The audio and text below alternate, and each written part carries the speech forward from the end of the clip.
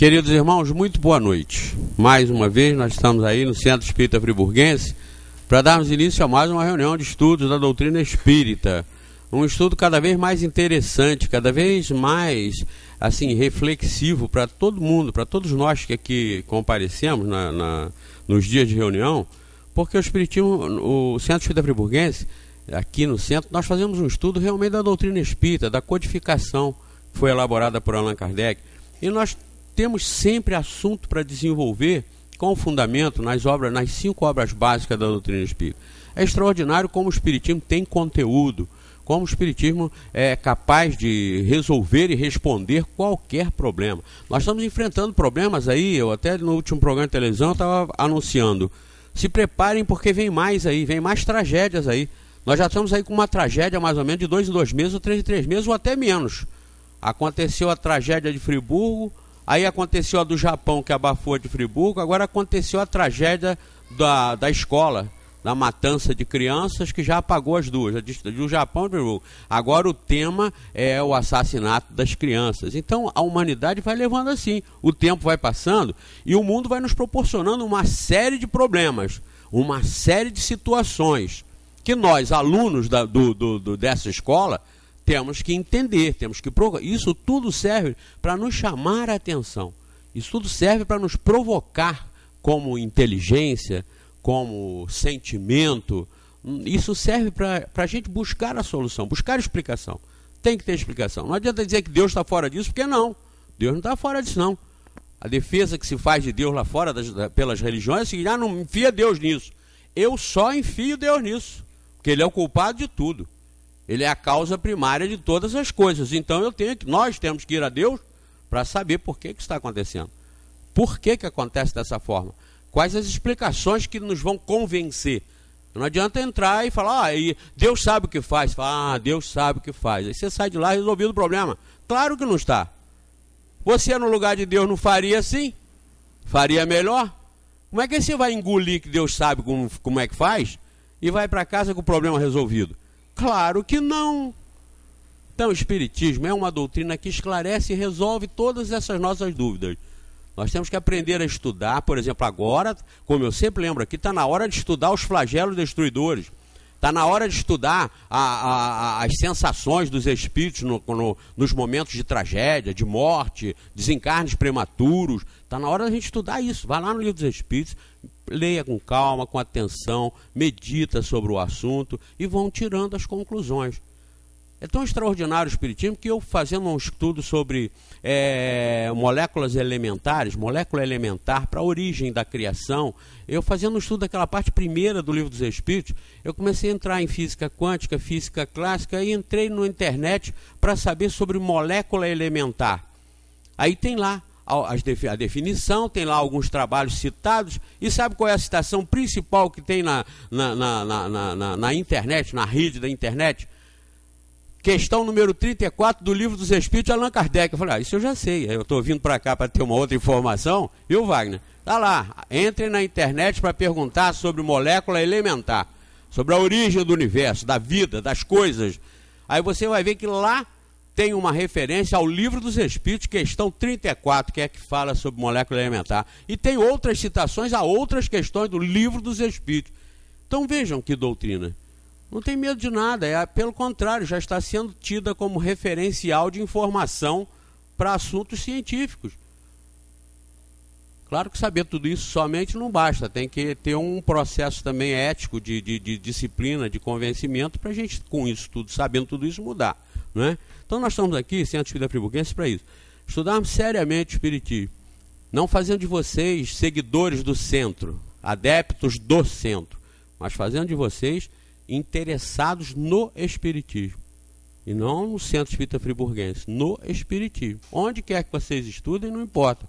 Estudem a codificação, para realmente aprenderem sobre o Espiritismo. Queridos, vamos iniciar a reunião fazendo a nossa prece e em seguida passarmos para a nossa querida Cristina Ferro, que vai fazer a palestra da noite.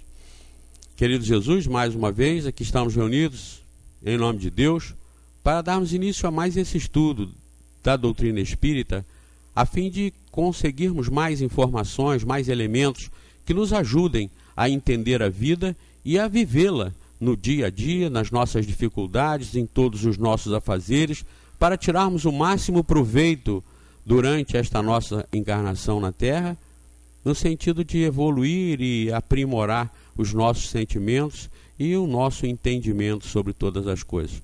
Muito obrigado, que em nome de Deus, com a presença dos bons espíritos que nos assessoram, que nos ajudam para melhor compreendermos tudo isso, que nós possamos iniciar a nossa reunião de hoje. Que assim seja, graças a Deus.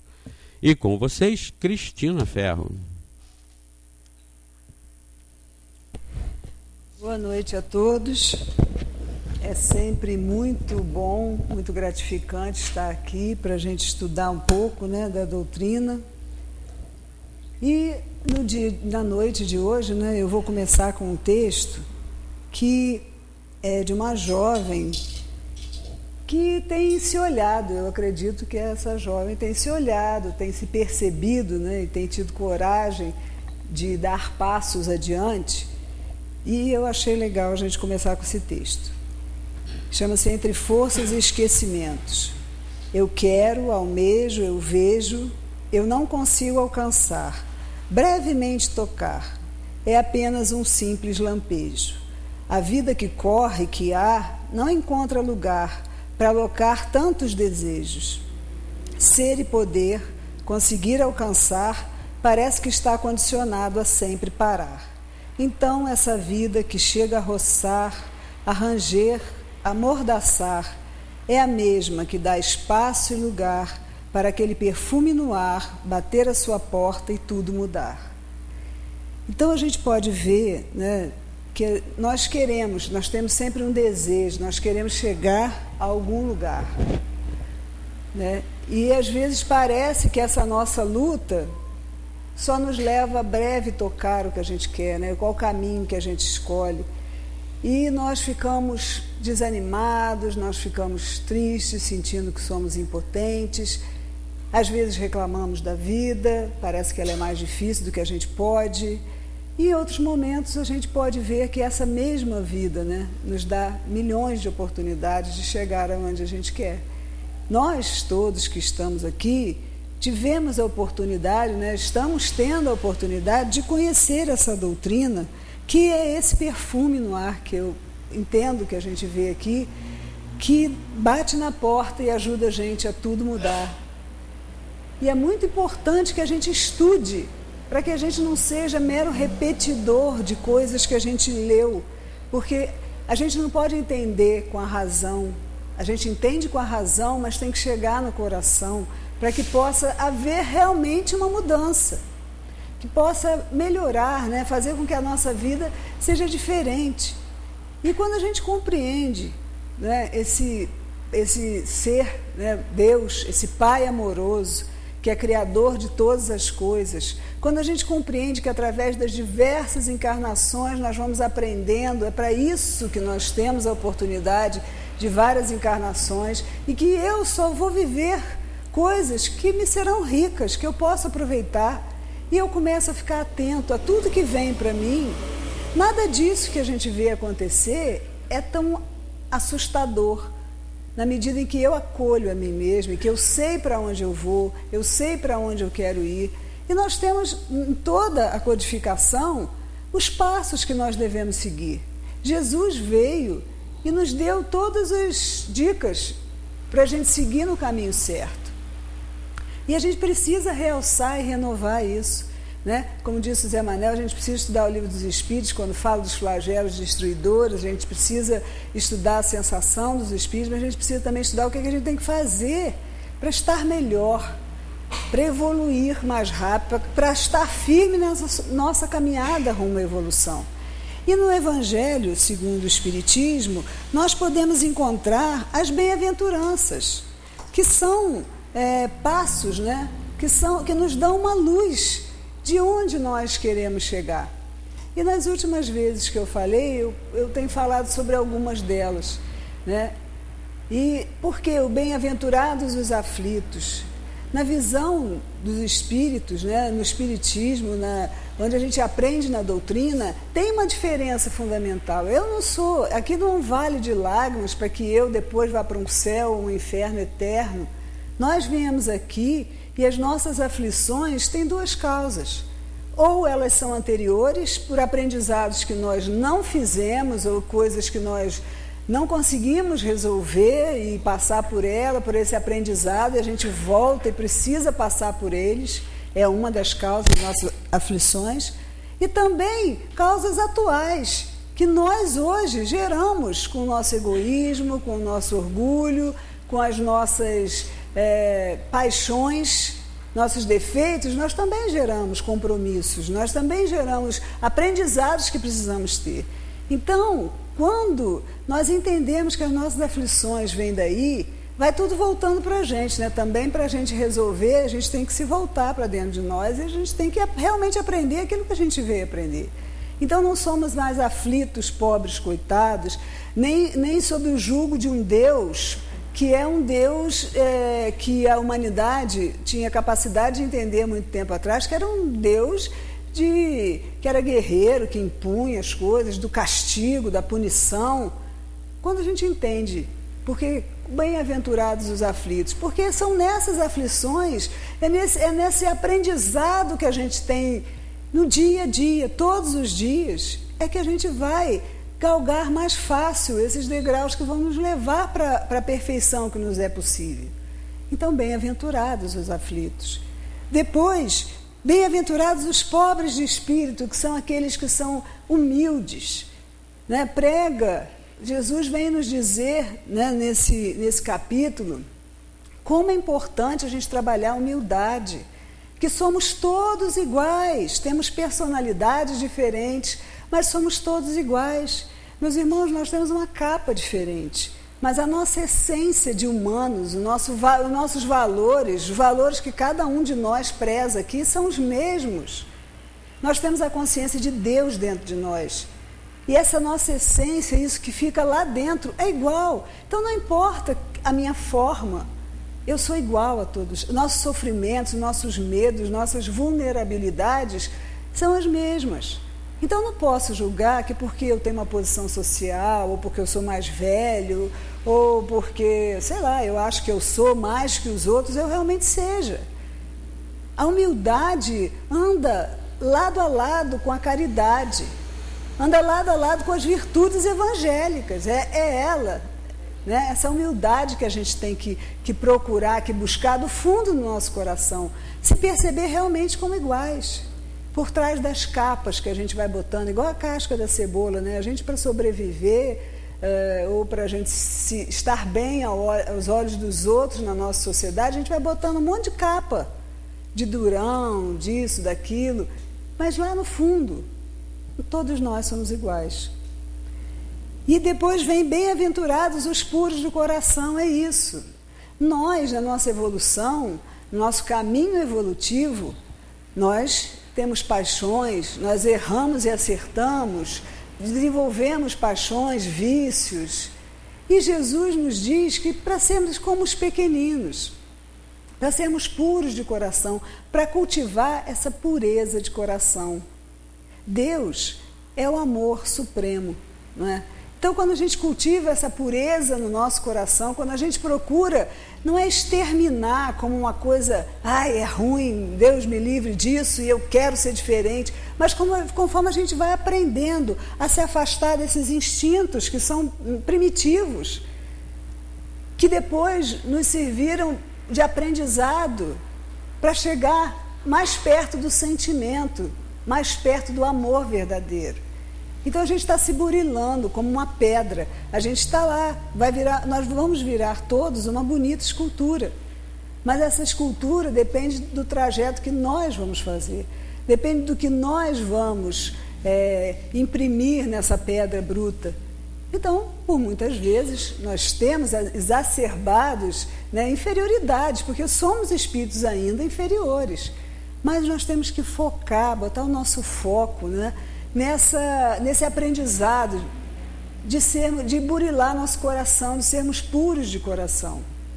E hoje eu gostaria de falar um pouco mais sobre bem-aventurados os misericordiosos, não é? E o que é misericórdia? O que a gente vê no dicionário, né? No dicionário Aurélio, que é misericórdia? É uma compaixão suscitada pela miséria, pela dor alheia. É você se ver na dor do outro, você compreender que o outro sofre. E o que é compaixão? É um pesar que nos desperta a desgraça do outro, a dor do outro. Essa piedade, né? Isso é misericórdia. E por que, quando Jesus vem nos falar de ser humildes, ser puros de coração, não é? De ser mansos e pacíficos, de trabalhar a paciência, trabalhar a cólera para que a gente não seja um homem colérico, né? Porque a cólera é uma demência passageira que pode muito nos prejudicar, porque a gente faz coisas das quais a gente com certeza vai se arrepender.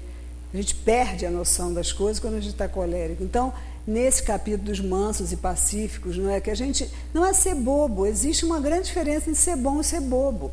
Quando a gente fala das virtudes evangélicas, parece que seremos aqueles que não têm opinião, que se massacra para forçar uma barra para ser bonzinho. Não é isso que Jesus espera de nós.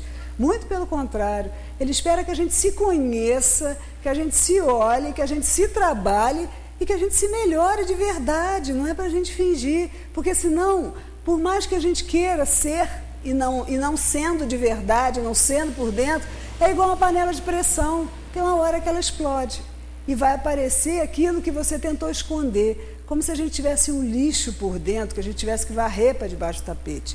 Não é para varrer lixo para debaixo do tapete, é para a gente se olhar e a gente cultivar essas atitudes necessárias todos os dias da nossa vida. E a gente vai aprendendo. E o primeiro item desse capítulo fala: perdoai para que Deus vos perdoe. E em Mateus está escrito: se perdoardes aos homens as ofensas que vos fazem, também vosso Pai Celestial vos perdoará os vossos pecados. Mas se não perdoardes aos homens, tampouco vosso Pai vos perdoará os pecados. Quando fala de misericórdia, a misericórdia é o complemento da mansuetude.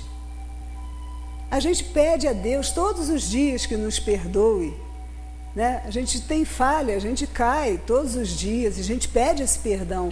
Mas se eu não entendo que o outro é meu irmão e eu também tenho que perdoar o outro, fica uma coisa meio capenga, né? Eu quero ser perdoado, meu ego, meu eu fica acima dos outros, e aí eu não estou sendo humilde. Eu quero estar acima dos outros e ser perdoado, mas não quero perdoar ninguém. O que Deus considera, né? O que Jesus vem nos ensinar que é ser misericordioso? É você esquecer, consiste no esquecimento e no perdão das ofensas. E Ele nos diz que isso não tem limite, não é? 70 vezes 7 que a gente deve perdoar. A gente deve procurar compreender no outro a humanidade que nós temos em nós, essa questão dos valores que eu vinha dizendo. Às vezes a gente pensa que a pessoa é muito ruim, né? Me fez um mal, mas se a gente puder olhar com outros olhos, a gente vai ver que não é isso. Em primeiro lugar, é um outro ser humano também tentando acertar como nós, né? Que pode estar num caminho que não é o caminho, mas que vai levar para a luz que ele pretende, né? Que não vai permitir que ele sinta o perfume, mas que sinta só as dores da vida. Mas está um irmão como eu, como você. Então a gente precisa estar atento, sempre atento, né? Aí os Espíritos nos dizem aqui que o ódio e o rancor demonstram que é uma alma sem evolução e sem grandeza. À medida que a gente consegue se superando, a gente vai adquirindo essa luz, essa grandeza, e a gente vai conseguindo sermos melhores, né? Compreender mais a grandeza do perdão. Porque nós, nesse estágio evolutivo que nós estamos, o perdão para a gente ainda é uma dificuldade.